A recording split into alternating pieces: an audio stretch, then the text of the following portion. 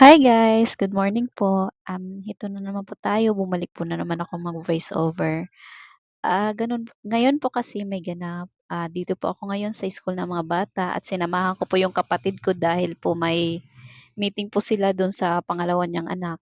At kuhaan na rin po ng mga cards. Yun, yung mga cards po ng mga bata.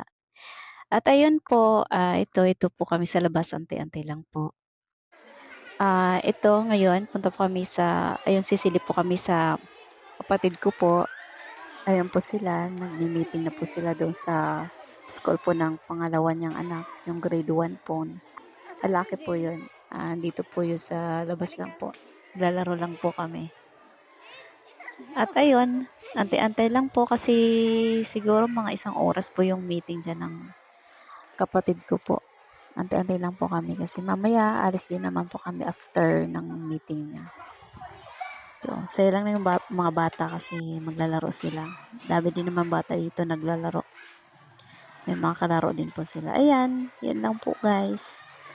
At ito, mabuti pa yung mga bata. Laro-laro lang sila, tsaka wala mga problema. Ganyan naman tayo dati guys, 'di ba? Nung mga malilit pa tayo, yun lang yung nasa isip natin, laro-laro lang. Ngayon, lumaki na tayo, dami na nating responsibilidad, dami na nating kailangan gawin sa buhay. Pero ang sarap pa rin balikan ng mga kabataan po natin, guys. Kaya yun, doon na lang natin balik sa mga pamangkin natin, mga anak po natin. Yan, laro lang po sila habang nag-aantay po kami.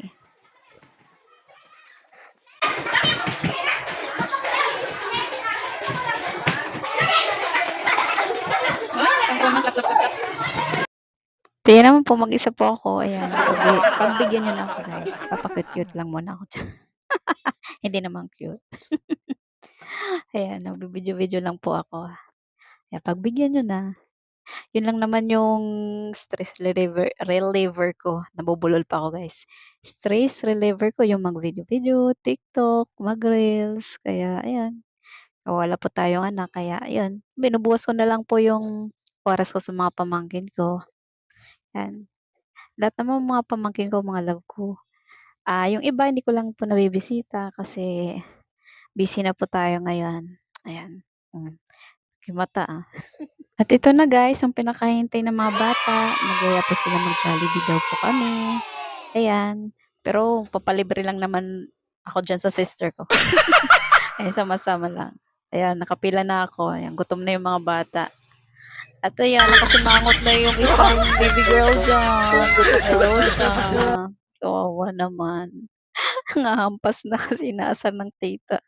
Gutom na daw siya. Yan, kinuha na yung alarm para doon sa kung may order na kami. Kasi mga na siya, gutom na daw siya. Kawawa naman. Bebe, ganda-ganda yan, no? Gutom na.